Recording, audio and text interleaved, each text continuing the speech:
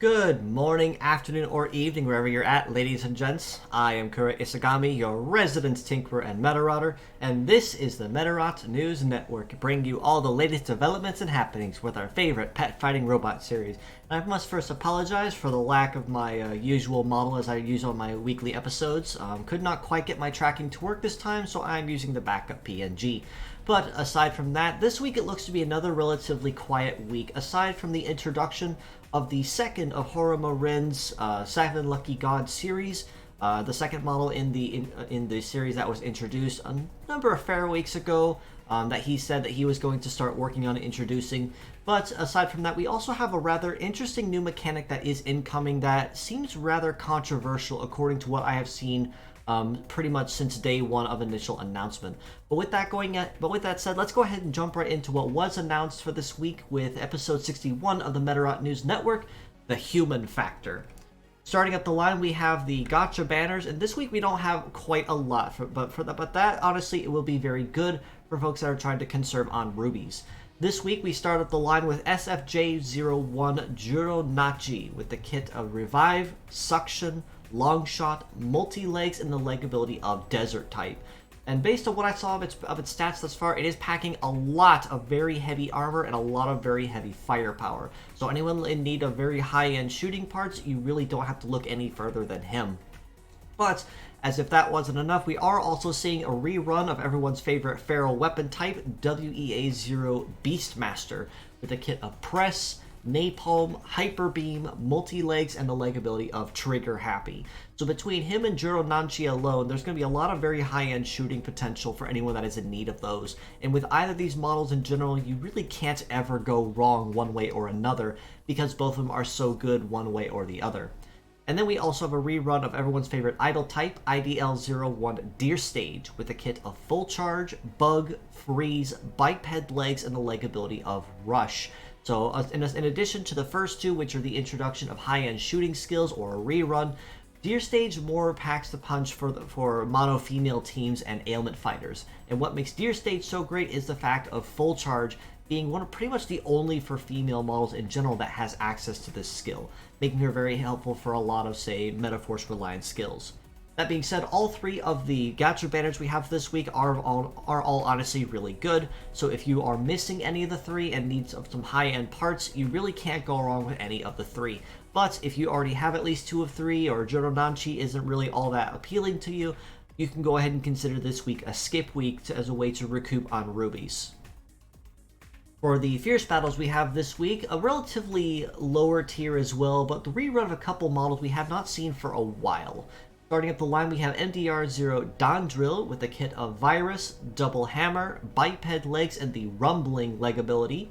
We also have TOT0 Yellow Turtle with a kit of Heater, Double Laser, Tank Legs, and the Bullet Rain leg ability. And then last but not least, we also have FEI01 Flapper Kung Fu with a kit of Guard Boost, Double Break Hammer, Biped Legs, and also with the Rumbling ability. So this week it's going to be a lot of rough and tumbling fighters with this week, specializing in close quarters, with the exception of Yellow Turtle. And honestly, between the three, there is at least one or two really handy skills between the three of them. Dondrill is relatively solid for a virus kit, and relatively tanky armor as well beyond that. Yellow Turtle for the Bullet Rain ability, and one of the few decent tank legs at best with that are free and farmable. And Flapper Kung Fu primarily for the fact of having Break Hammer, as well as another really well-balanced biped leg for anyone in need of those. That being said, I do honestly have to give the MVP of the week to Flapper Kung Fu in this case. Yellow Turtle I'd have to give a very close second to, in the sense that laser can be very dangerous if used correctly, but because they are one-star parts, it does take a little bit of time to make them actually worth your time versus the resources and effort required to raise them. Now, with everything else going on this week, in light of Beastmaster and Deerstage being made as reruns, they did also announce that we are seeing them return as each get their turn on the tune-up treatment. Some of the highlights that they specialize on both of these: for Beastmaster, Hyper Beam gets access to a charge reduction, legs get a damage bonus with not a damage bonus, a leg boost stat with Trigger Happy. Deerstage has access relatively similar to Cross Messiah when he first got his kit, with +1 additional head charge, and also with the charge reduction. Rush got a damage plus ability as well, and then Bug and Freeze also got some very handy bonuses in addition. So honestly, both of these models are, if you decide to pull for either, the tune-up abilities that both will have access to will definitely be worth the investment in the long run, one way or another, between ailment fighting, Metaforce reliancy, or even reduction in charge required to access the more dangerous damage bonuses that either offers. Now, in addition of the second model of Horuma Rin's 7 Lucky God series, we are also seeing a rerun of the Marathon Survival event.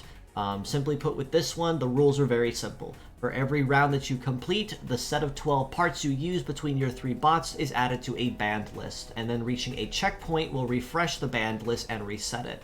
So this is ultimately more a trial of survival and flexibility, just to make sure that you've been paying attention to raising other parts aside from what you're used to and what you use normally, to see how flexible you are with using parts that you really don't touch often.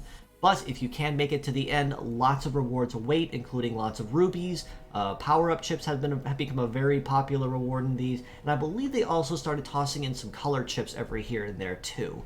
But this is all. But for levels that are this far into the Marathon Survival, these may be more geared towards the later end players. But for new players that are just joining recently, Marathon Survival does actually open up the gates entirely. So if there were any gates or any rounds that you have missed in previous events where the Marathon Survival was made available, this is your chance to catch up on those and get them all completed. Now, the new feature that we have access to that they announced as a new mechanic is Medarotter abilities. And with the introduction of this, it comes the introduction of a new gacha banner where you can pull for rare and super rare versions of Medarotters we've collected up to this point to unlock extra abilities. And these abilities can involve anything such as extra charge bonus or extra charge fill rate, crit damage, mobility bonuses, but these are bonuses that you can be essentially trigger on or off with your turn once they are officially active and raised. That being said, since the new banner does introduce rare and super rare, pretty much any of the Medarotters going forward that have already been owned or made available will be considered normal. I don't know exactly how this is going to work with the introduction of these versus the new ones, but only time will tell going forward. But it has been also a source of rather interesting controversy through the day as well, given that a lot of JP players don't really seem to please with something else to have to spend rubies on, especially since the game feels very geared toward pay to win, which has been a trend going for a relative number of weeks now. So fingers crossed that this can turn into something good. And honestly, compared to most other gacha banners we've seen thus far, I'd say 10 rubies for a multi-pull doesn't seem too terribly bad. So not to say that it's going to be super expensive either, or something that you should really consider or avoid. This is something that we will have to basically embrace going forward, but it doesn't look like it's going to be super expensive in weeks, say, where you don't have a lot of bots that you want to pull for, but instead you could make use of Medarotters. With the weekly highlights, we are still always looking for translators for the Medarot 3 and the Medarot Reloaded translation projects. There have been a lot of headway made in both just to make sure everything is working properly with the builds, but there is still a lot of text that needs translated. So if you are knowledgeable in coding or cleaning or Japanese, especially if you are very good at translating and cleaning, we have honestly we need so much help trying to get that up to date and worked on, because we would love to start working on other projects such as Medarots 4, 5, and Navi, but we just lack the manpower to do it. So again, if you are knowledgeable in translating in Japanese primarily, we are more than appreciative of any efforts that you'd be willing to provide. In addition to, and if you have any questions on that, we can get you up to speed or in touch with the right people to get you up to speed on what has been done and what still needs done up to this point. Now, at the weekly art highlight this week, one of them actually was a commission that I've been waiting on for a number of weeks now, but I've been in no particular rush for it because of how wonderfully it came out, by Twitter user Venus Rui 1, who did this wonderful banner for me. I was going to use originally as a new banner to celebrate my 1-year anniversary, but a number of things did come up and that got delayed. But I am not worried about that and not sweating over it, because honestly the wait was worth it for such a very high quality piece of art. Venus, if you are watching this, thank you so very much for the art piece, and I do also greatly appreciate the time and effort that you put into making it so wonderful for me. You can also look at this piece here by Twitter user Dust2Meta, who does a lot of minimalistic line art for models and fairly recent, as like really nice wallpapers for like phone or tablets. Very, very nice minimalistic designs as well. Just enough of a hint to give you exactly who it is that they were working on. And has a pretty decent number of designs as well done at this point, such as First Ace's meta change, as you see here. And I did also see models for Atheist, I believe, Ambiguous, and Mesai Maran as well.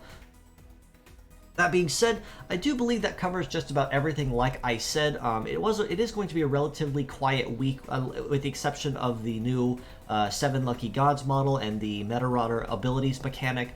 But that being said, I do believe that covers everything, so thanks again for stopping by. If you'd like to know more, you can follow us below on Facebook at the Medarot News Network page or the Metabots Forever communities there. You can also join us on Discord in the link provided and in the comments below, where we keep the closest ear to the ground on anything related to Medarot. This includes anything such as any new merchandise that comes out, game updates, translation updates, or even my weekly episodes I post there first before they go elsewhere.